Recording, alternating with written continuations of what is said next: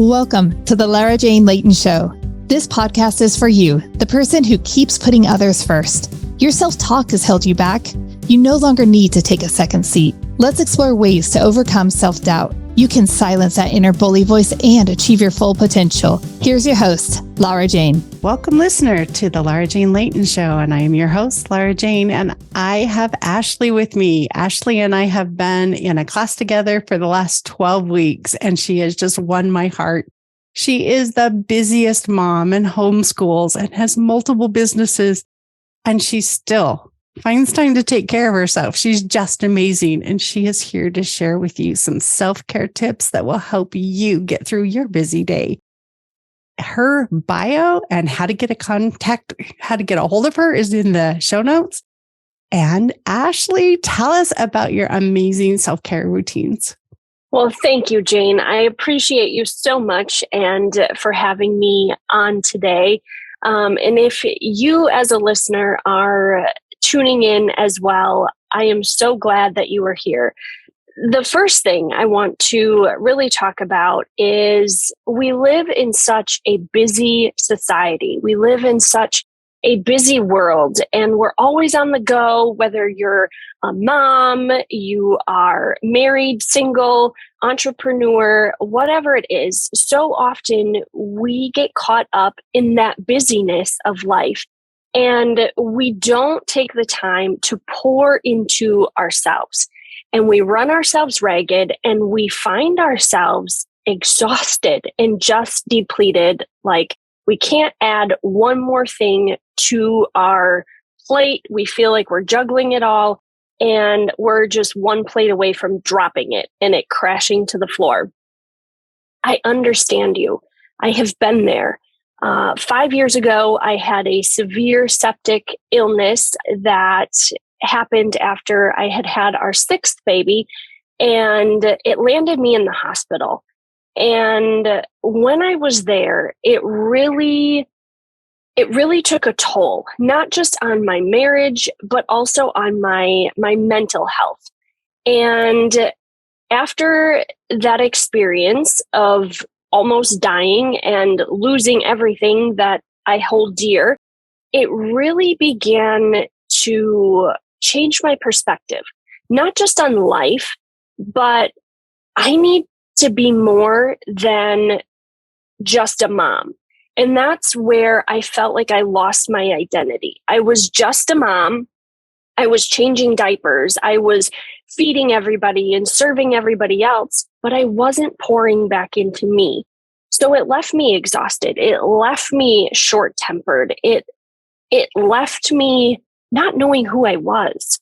And I'm a woman of faith, so I really started diving more into the Bible and spending time with God to fill my cup back up in that aspect. But it also began in baby steps of, if I'm going to take care of myself, I started through my skincare. And just those extra 5 minutes of taking care of my skin helped me feel confident in who I was. It left me like, hey, I can go out in public and not care what people think because my skin looks great.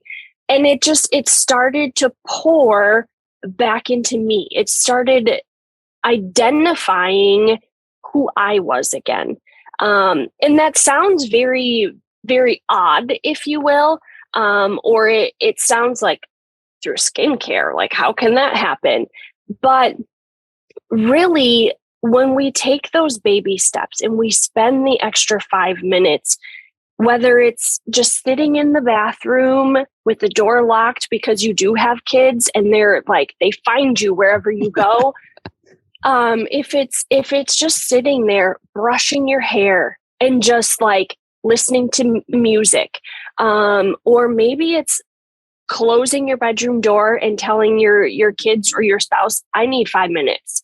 Like read a book or do something small that really fills you back up. If you enjoy reading, if you enjoy listening to music, maybe you turn on some 80s rock music and you just jam, like do something that excites you, that like energizes you and makes you feel good about you. That's a big thing. Just starting small. I think so often we get into keeping up with the Joneses, if you will, of, well, I've got to go to the spa and I have to get my hair done. And those are my self-care things. Like, I have to spend all of this money to matter or to be seen or to fill something that society tells us is self-care, when in reality, it doesn't need to be that.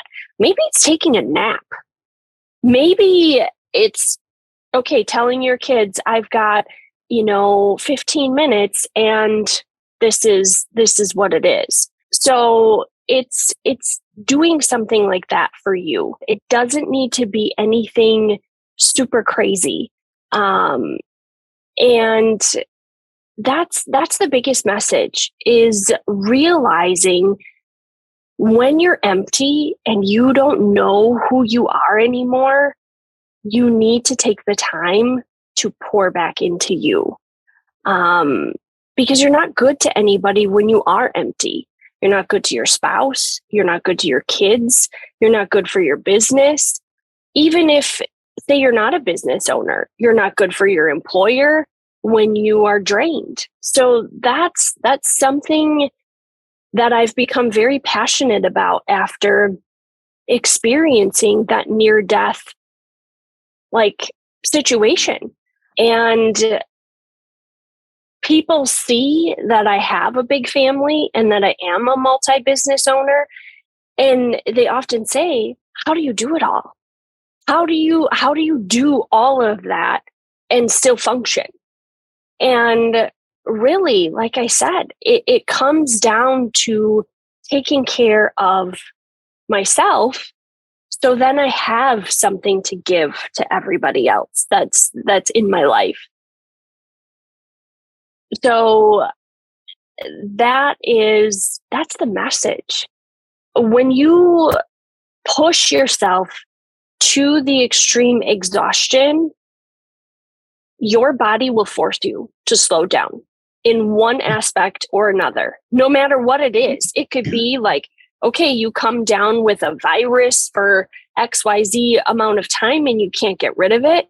Maybe you come down with something more serious that lands you in the hospital. And your body will give you warning signs along the way. And if you choose not to listen to those warning signs, well, then be prepared for what comes next. Because and I've told people that, be prepared for what comes next. When you are on the go and at a nonstop pace, and for me, it was 6 babies in a very short time span. It was nursing. It was pushing and pushing and pushing, very little sleep. And my body was like, you're done. You're finished. I'm going to knock you out now. And it did. It was not an experience I care to ever relive again, but it was a wake-up call. It really, really was a wake-up call. So that's my message. I think a lot of us have children, but we also send them off to school. And you don't even get that daytime break because you homeschool. And I don't know how you do it. It's so amazing. But I will 100% agree with you that it is baby steps. There is too much going on to completely revamp your life and all at one time. And we find that one thing that can help us right now progress. And as we master that, we can add another and we can add another. And so, I'm so with you, because I didn't have enough leftover energy when I was hitting rock bottom with my energy to do a revamp where, I can change the way I talk to myself. I can now take different care of my skin or whatever it is, or I can start Instacarting all of our groceries because I don't want to take the time to drive down, do the groceries. That's 2 hours, so, right. You start looking at where can I balance and how can I bring back more time to our lives. And I still don't know how you can pull off all the businesses you do, your children and school, and you're just amazing. And you always have showed up with a beautiful smile and just radiate. And maybe I need skincare because I want to radiate like you. So you're just beautiful. Thank you. You are beautiful too. It really is. I have always really been a night owl for me. So I find myself more productive in those like late night hours when everybody is kind of settled down for the night and it's my time. So that's when I can turn on my favorite TV show. That's when I can get some work done and sit with earbuds in, listen to coursework or, where I can really focus and concentrate, because during the day, it's more difficult because kids are banging on the door. Mama, I need this. I need this. So it's having that balance. And don't get me wrong. There is a lot of frustration that can happen with that, because it's like, I told you, I'm in class right now. Like if you're not bleeding, like you just have to step back. But at the end of the day, to them, it's an emergency. So it's okay. I got to shut off my camera and answer the door and, like that kind of a thing. So in that gap, it's between, say, meetings, it's telling them, okay, grab your school. Let's work on this for 30 minutes or whatever their attention span is at. I have to meet my children where they are. So my 5-year-old, he might only do math for 5 minutes. Okay, that's what we got. And that's okay, because I want my kids to play through life and learn through playing and learn through like the older ones going on a deck experience with dad or a plaster job. And that's something too that, okay, I've got 2 less kids because they're with dad. So he's taking over school for them for today. So that lightens the load of, okay, now I've got 4 at home. So it's okay, who can we work with today, and pouring into their needs of, what they need to accomplish. But it's also taking breaks as a family. I love to take vacation. Vacation for my husband is a completely different thing. That's stress for him. But for me, it's like, yes, vacation. So that pours back into my cup, and taking an adventure. I'm not necessarily the adventurous type when we're here at home. That doesn't really like ignite me, if you will. But when we're on vacation, taking an adventure is something new that we can all experience. So if you don't have necessarily that time as solo, and you need to incorporate family into the self-care, that's how you do it. You find something that everybody gets excited about. Is it going to the beach if it's summertime? Is it maybe building a snowman where you're seeing life through your kids? And that can be something too that maybe that excites you. Maybe that fills your cup back up, where you're seeing life and the joy that life can be and experience through your children. Maybe that's what it is. So in my mind, self-care doesn't fit in this box. It really, really doesn't. It can be so many different things. So you really have to find what ignites that spark within you. Again, is it reading a book? Is it taking a vacation? Is it spending one-on-one time with your spouse?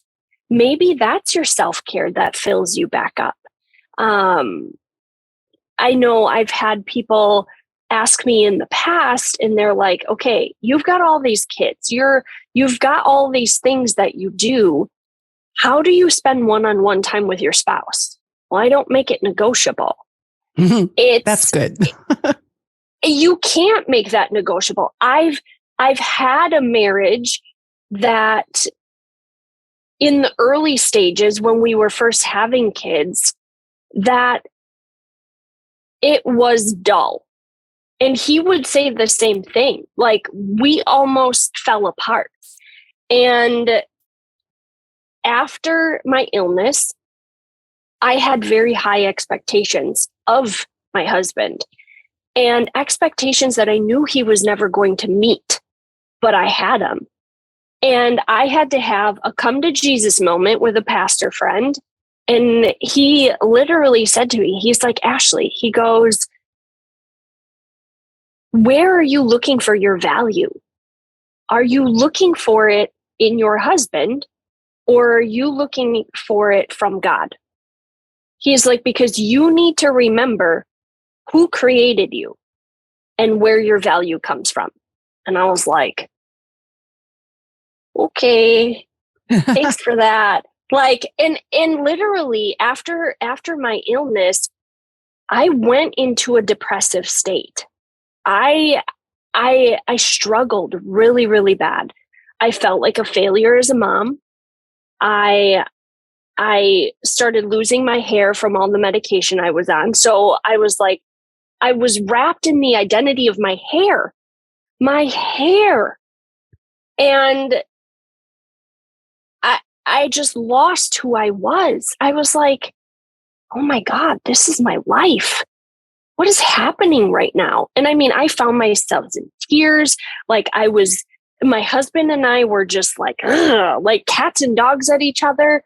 He wasn't getting needs met. I didn't have expectations met. Like, it was a disaster. It really, really was.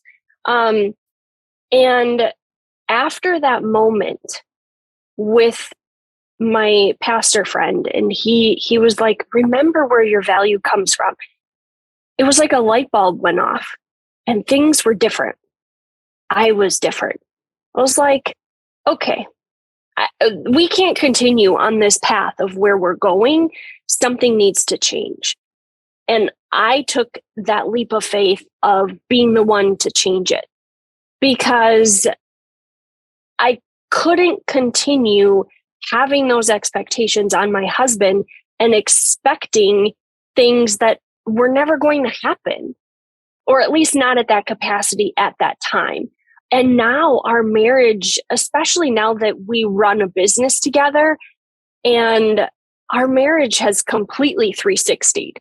I tell him so often, I'm like, now that you've left corporate America and we're literally in this business together, there's no other option but one, for us to rely on our faith, but two, relying on each other. And it has to be open communication and to pour into our marriage. So that looks like date nights.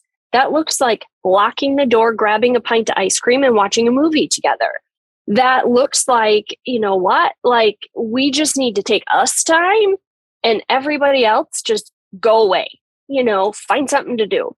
And when you're pouring back into that relationship, it's filling both emotional cups back up. So again, it's self-care with a spouse.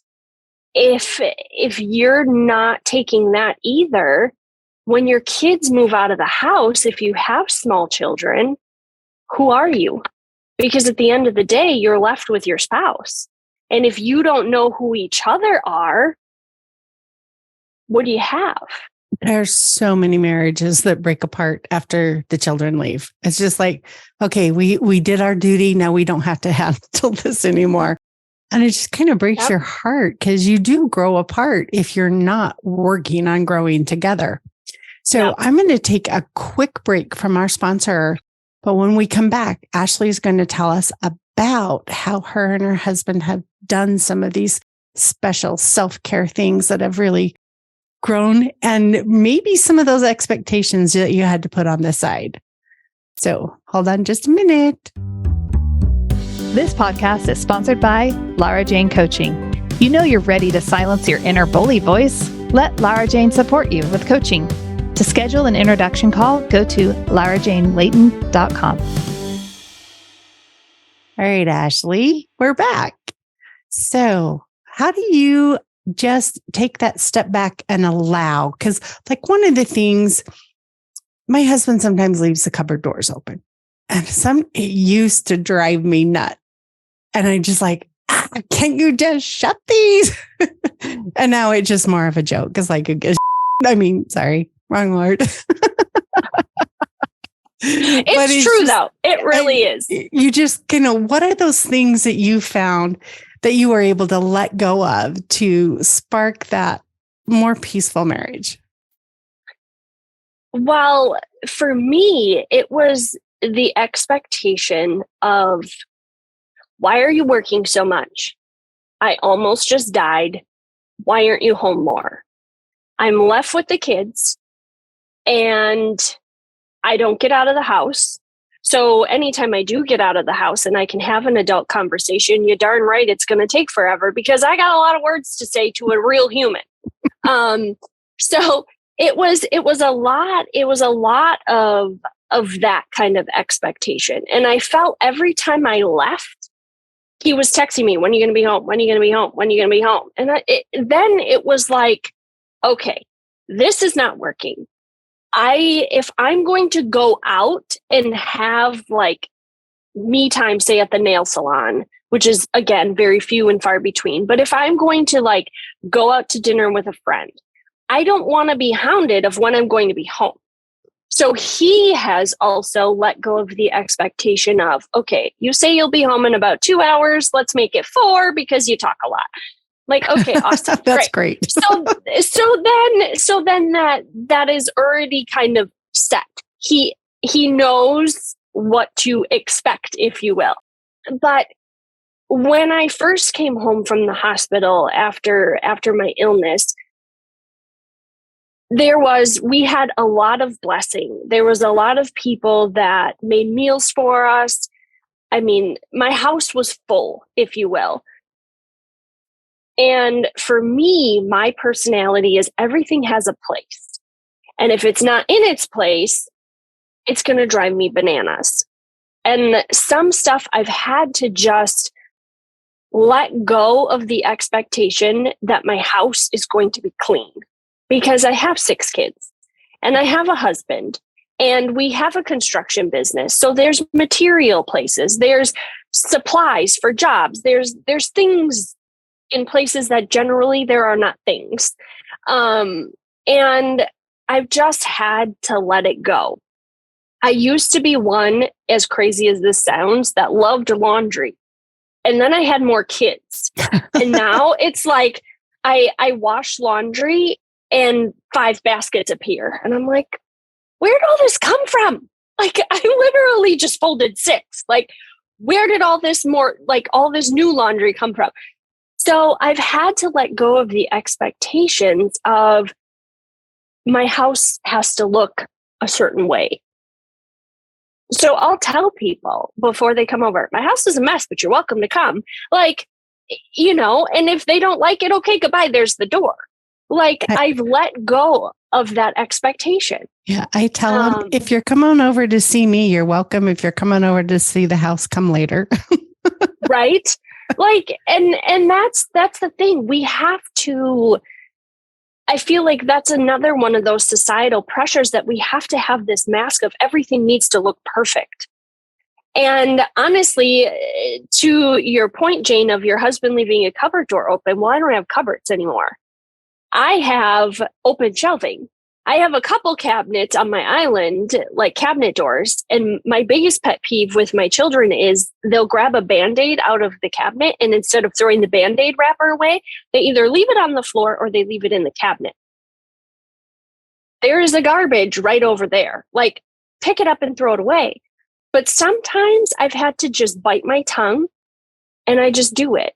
As a reflex, it's kind of like, you go behind the Tasmanian devil and you just kind of clean up, along the way after people. And it does drive me crazy. It really, really does.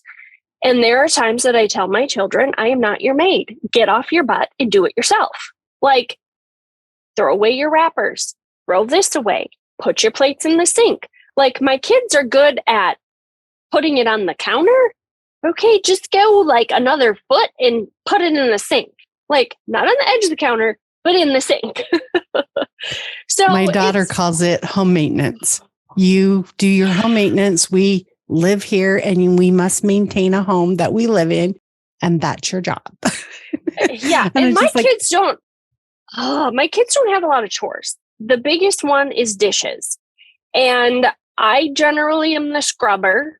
They are the unloader and the reloader of the dishwashers. And I said 2 dishwashers. It's plural. We have 2. So they are in charge of that. So that takes like quite a bit off my plate, honestly, because it's like you could have the dishes done and then all of a sudden it's full again. But I enjoy like sitting at the sink scrubbing dishes. That sounds very odd, I guess, but it's kind of one of those things of I can look outside, I can just do my thing. Nobody's bothering me because everybody hates dishes. So if you want to be left alone for a few minutes, like do the dishes, everybody will scatter. I love that. So it's really just being in the moment. It's finding what works in the intricacies of your day and just being in the moment instead of always having this need and this drive for everything to look perfect, because we're all broken people living in a fallen world. We really are. But at the end of the day, when your time is up, is that perfection going to matter? Is that need to have everything looking in a certain way so nobody sees your junk? Is it going to matter? Because your relationships are more important than the stuff. And those people don't have to live there anyway, so who cares what they think? Well, right. And that is one thing, especially after I was sick, that I wanted to bring to people in general: authenticity. I want you to see my unmade bed. I want you to see my dishes mounting or in the sink or the mountain of laundry that I have, because that's real life. Come on over, see my dust bunnies. They're everywhere. Like, I want people to feel like at home, that they can feel like they can be themselves, that they don't need to put on a show to be in my presence. I don't want that. I want authenticity. I love that. And that's something that even in my marriage, if I have friends that come over, we're going to talk about finances, we're going to talk about marital struggles, we're going to talk about life, because so often people want to live within this box and this protection mechanism of everything has to be private. Well, when you're struggling, are you struggling with a community of people that can surround you and support you and help walk through that with you? Or are you struggling on your own? Because when you're struggling on a one-man island, it's literally everybody for themselves. Like, you have nothing. You have nobody. You have no support system. And you don't have people that can walk through that fire with you. What do you have? You're left alone with your own thoughts. You're left alone to your own devices. And when we're left by ourselves, like, that's never a good thing. It really isn't. But having a community of people that can walk through that fire with you, it's a game changer. It really, really is. And being surrounded with people that can honestly say to you, like, do you need to take some time? Like, we'll watch the kids, or like, if they're in your life enough, they notice when you're feeling empty. They can see it. They can notice when I think you guys need like some date time, or like they recognize things from the outside looking in, because we can have those blinders on and things can be crumbling around us and we're blind to it because we're so in that motion of on the go, and that just the daily grind. And we just get in that automatic pilot, that autopilot. That's the word I'm looking for. We get into the autopilot, and then all of a sudden, whoa, we look around us and we're like, what happened? What did I miss? Because you were laser focused and you forgot, oh yeah, I have other people around me. And then it can get into a cyclic kind of a situation if you're not careful. So that's a big one. And really, again, communication is key, especially in marriage, but even a close knit friend or friends, when things are not going well, being able to bounce things off of them, because sometimes our spouses, we just need sounding boards and our spouses want to fix. And we can get in that fix it mode versus listening. And that can be detrimental too, when we're not listening and we're not hearing what the other is saying. So, and that's why it's so important, not just for that communication piece, but that there is a self-care with your spouse and you are doing that together.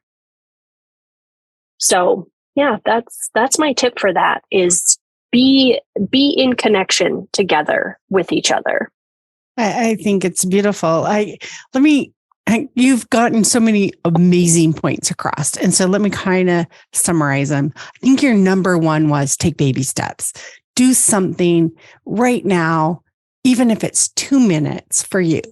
Yes. Add something to your routine and start increasing your own priority of yourself.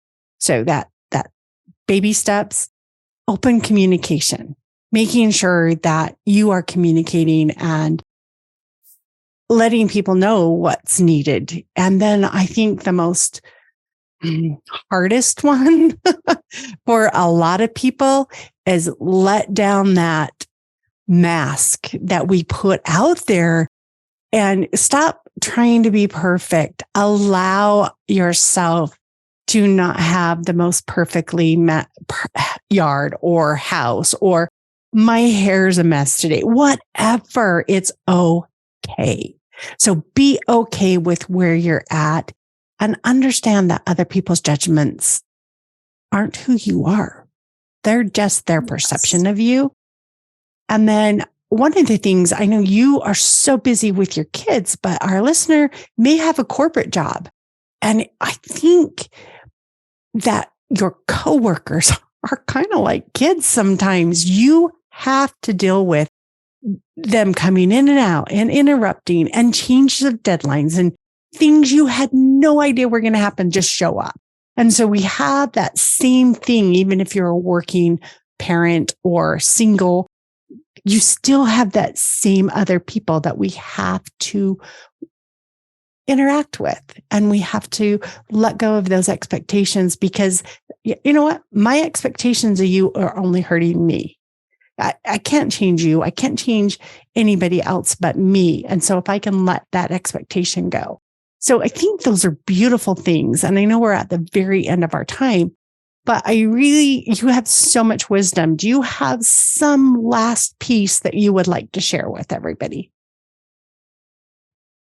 The biggest thing, again, if you as a listener take anything away from this conversation, is slow down, take in the moments, and really see life in a different way. Again, if you are going 100 miles an hour, you're going to crash. And if you have consistently been going 100 miles an hour and you haven't crashed yet, be prepared for it. And how can you prepare for it? Again, by taking those baby steps. Maybe there's a family function or something coming up and you have this dread that you really don't want to go, but you're going to do it anyway. Say no. And I know that's hard. I've done it.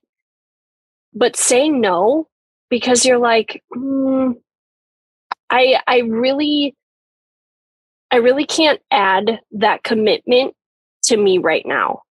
Say no. Maybe it's a friend saying, hey, do you want to go grab dinner? Say yes. Because you need to get out of the environment you're in to then come back with a fresh perspective. Maybe that's the friend that's going to pour back into your soul and it's going to get you laughing versus stressed out and like in the hustle, and you're juggling all the plates and you don't know when the next one's going to collapse at all. So it's really picking and choosing what things are going to pour into you. So pay attention to the signs that your body is giving you. Again, if you're going those 100 miles an hour nonstop and you haven't stepped back and taken a breath and really evaluated, okay, is this something that I have to do immediately, or is this something that can wait another day? Evaluate what you've got going on and really determine what are those things that require the 100 miles an hour and what are the things that it could wait and I can slow down to 50. It's really evaluating where you're at. And again, taking small baby steps. Maybe it's spending an extra 5 minutes in a hot shower. Maybe instead of taking a shower, it's drawing a bath, putting on music, and reading a book.